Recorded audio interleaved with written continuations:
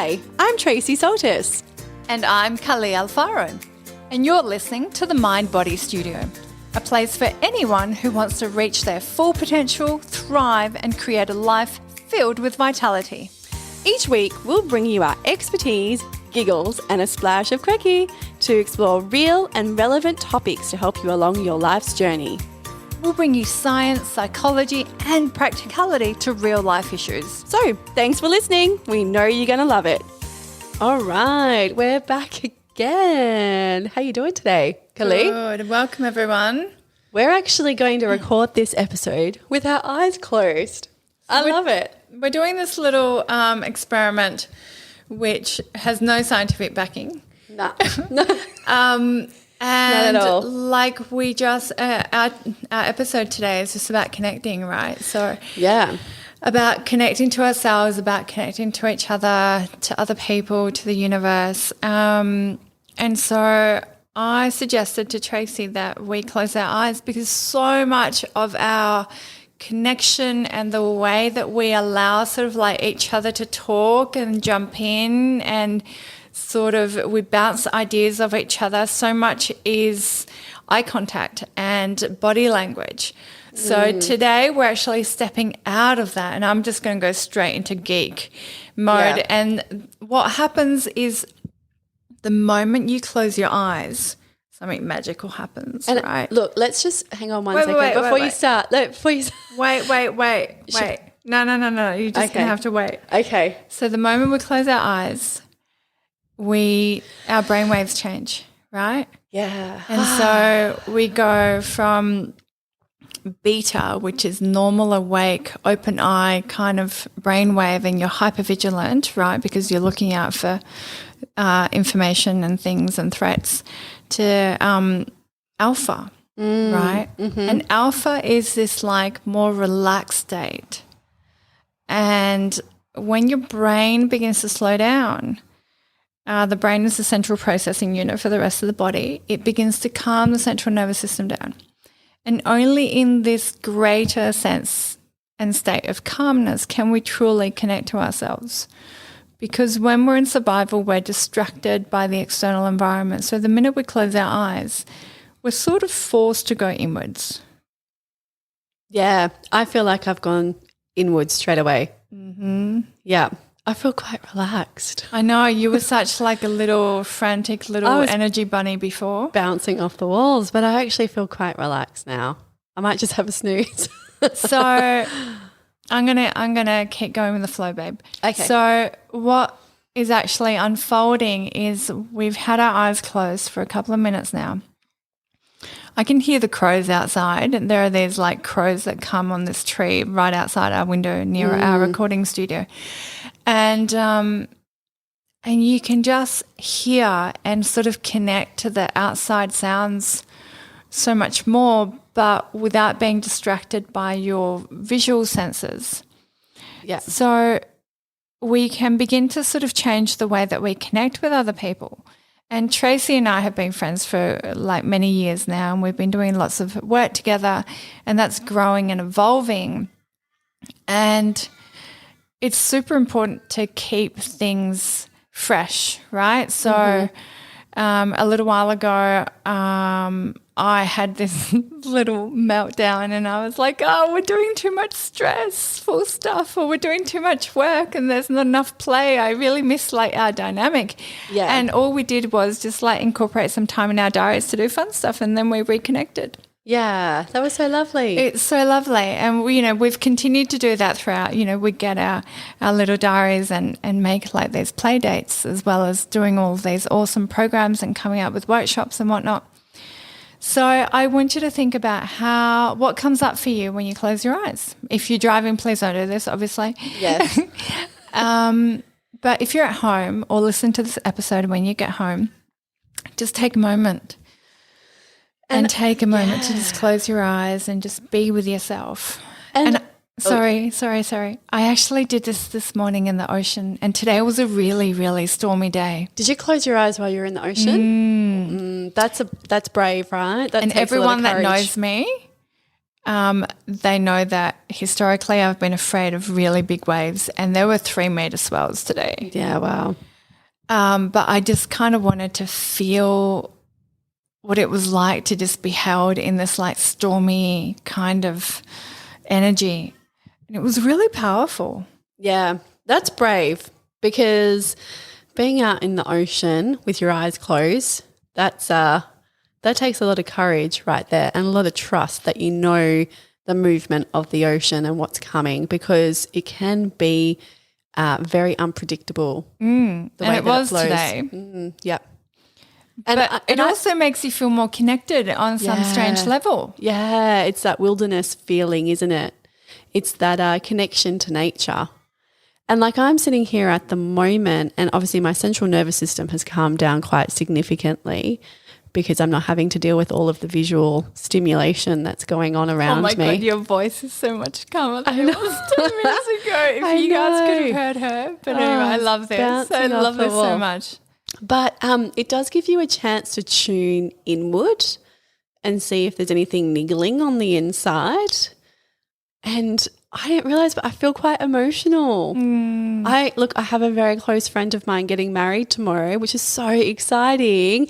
And so beautiful. Isn't it? I'm super excited. I cannot wait. And I feel like this week, like I'm just going to say it because whatever, like I've had nervous poos, I've had upset tummy, I've had like been feeling emotional. I feel like I've entangled with her to some point. And when I say entangled, I mean from a quantum perspective, because when you get quite close to people, that energy, you do take on some of their energy. And so, you know, it's kind of like you might go without talking to someone for a really long time, and then all of a sudden their face pops into your mind and you call them and they would say, oh, I was actually just thinking about you. And that's because you're entangled with them. But yeah, so I've entangled with her.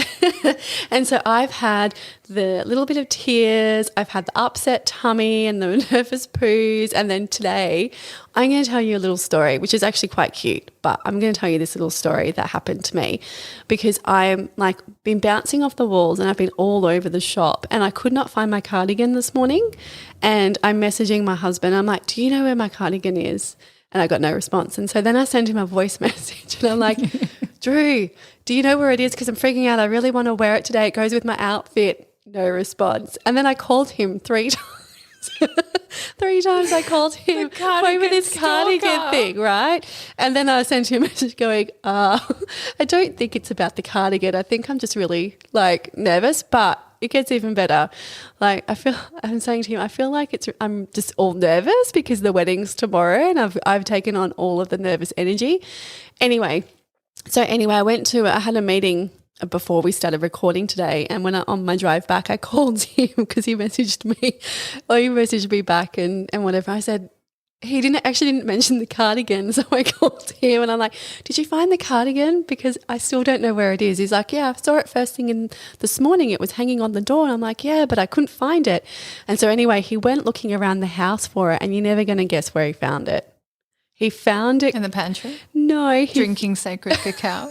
He found it in Charlotte's bed, like my daughter's bed, and she'd been cuddling it. Oh, she missed her mummy. I know. How cute's that, right? So I looked everywhere for that cardigan this morning, and what had happened is I left it on the toilet door because I was wearing a jumpsuit, and so I had to take off my cardigan to get the jumpsuit off to go to the toilet. And then in the middle of the night, I just left it there and forgot, and I got up this morning and I couldn't find it. And so what's happened is Charlotte's gotten up in the middle of the night. She's seen my cardigan hanging up on the toilet. She's taken it back to bed with her so she can cuddle it. Isn't that's so cute? Isn't it? Oh, so anyway, that's my story. So like once again, it's all about connection, right? So yeah, sometimes we might find comfort in just like snuggling in your mum's cardi. Sometimes if you're weird like me, you might find comfort into throwing yourself into the ocean on a stormy day.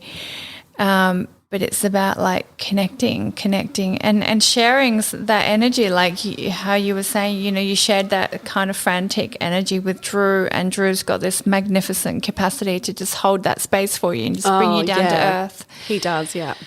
And, you know, there are lots of external things that can do that for us, but the message I want to really sort of like project from today is that you can do that internally just simply by closing your eyes. You can just totally bring down your brain waves, allowing yourself to just connect to that inner voice, connect to that sensation. We spend, and I know that like we're talking, so this is like counterintuitive what I'm going to say, but we spend so much time talking, and like words are only one of so many expressions of how we feel. And I think sometimes we get too caught up in semantics or the tone or what was said or wasn't said or whatever.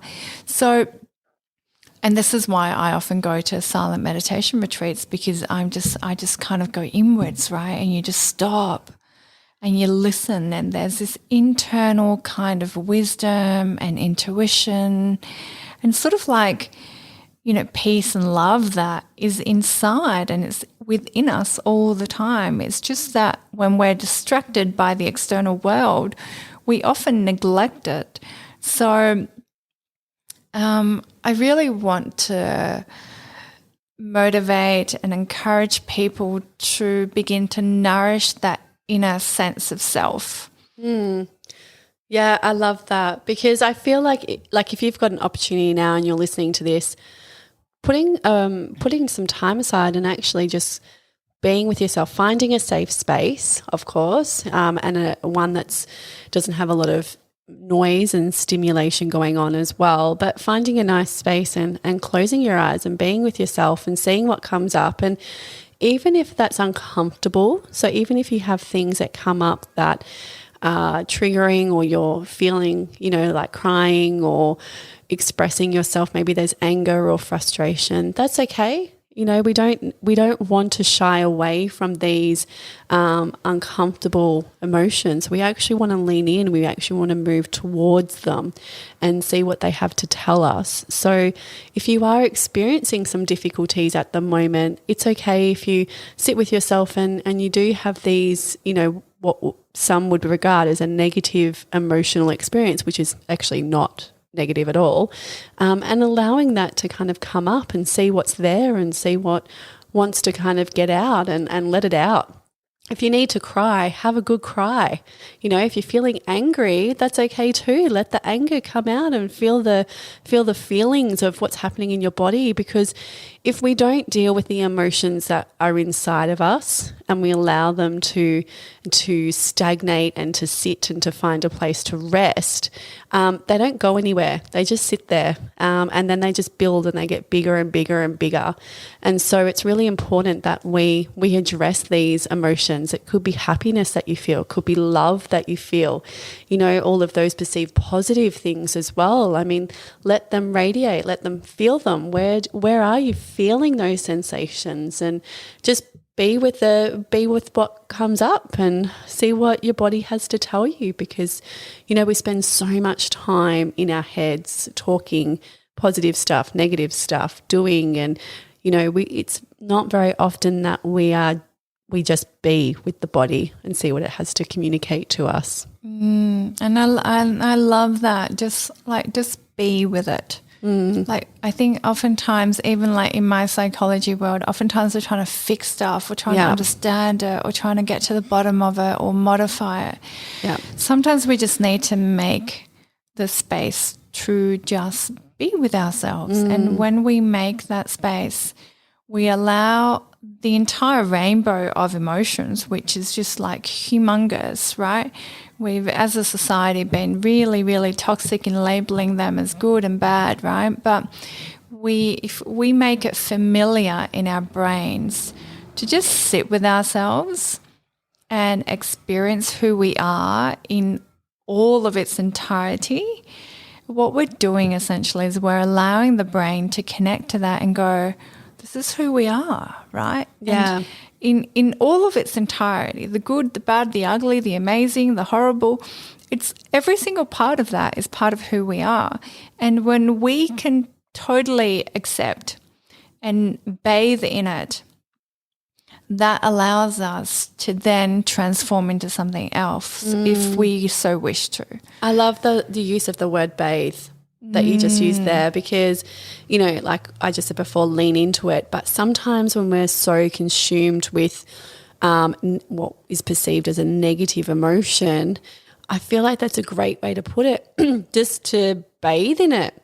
Because you know what happens, and I was speaking to a client that was really struggling this week with so-called negative emotions. And what happens is when we create a world where we only want to feel good emotions, we only want to be happy, we only want to be successful, we only want to be what society classifies as beautiful or attractive, what happens is that we negate and demonize all of the other massive amounts of emotions and experiences as unacceptable. So that just gives so much energy and credit to the self, the inner critic that is just judgmental and mean and separates us from everyone else. And we really want to go into this entire experience of we have aspects of good, bad, ugly, amazing, horrible in all of us. And we have to understand that it's part of the human condition. Well, yeah, it's the whole experience though. Totally. Yeah. The more we can go, yeah, I feel angry today. Yeah. Right? I feel sad. I feel frustrated. I feel ugly. I feel mean. Like, and just be with the feeling. You don't need to, we're not saying like go out there and be mean, right? No. Just be with the feeling. Yeah. It's almost like a little, I see it as like a little child that is like lost and scared and is kind of chucking a tantrum. Yeah. Like you don't just want to like kick the kid to the curb.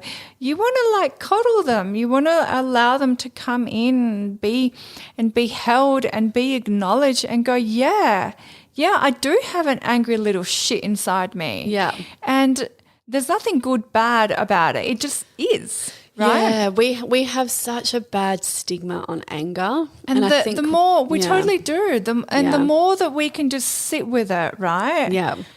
And once again, we're not advocating anger. We're not advocating any of the so-called negative emotions. What I'm really advocating for is you establishing a practice where you can just sit with yourself and you're going to have all sorts of emotions rise to the surface. And the more comfortable that we can be with all of the uncomfortable emotions, with all of the societally disapproved emotions, right? The more we can just accept ourselves. And the minute we fully and entirely accept ourselves, that is when the door opens for you to actually do something and transform into something more beautiful, more amazing, or to channel that anger into creating an amazing program for anger management, whatever it is. But I really want you, this whole exercise, this whole episode, Close Eyes episode, is about connecting and being with yourself in a really, really genuine way and having the courage to ride through the uncomfortable sensations that brings to the surface and know that you are always held, know that you are always loved, and know that you always have yourself to connect to. Oh, I love that so much. And I just opened my eyes and you open your eyes at the same time. I love that. It must be time to wrap it up. Yes, and that was beautiful to end. And so hopefully that's you've been able to take a little bit of time out for yourself and sit with this episode today. And if you haven't done that with your eyes closed, when you finish and you turn this off, go lay down. Go have a little lay down and see what's there. And, you know, as I always use that analogy of open the box and have a little look and just be with whatever comes up. And so, yeah. And we're sending you all so much love and light and courage to be in this process. And we totally get that it can be confronting and it can be like the most beautiful thing that you do. So thank you so much for listening to this Eyes Closed episode. And we just really hope that you have felt all of the amazing energy that we really want to just project out onto the world so that we can all become better in our own beautiful, unique ways. Shine bright. All right. Until next time, guys. Take it easy. See you later. Thanks for listening.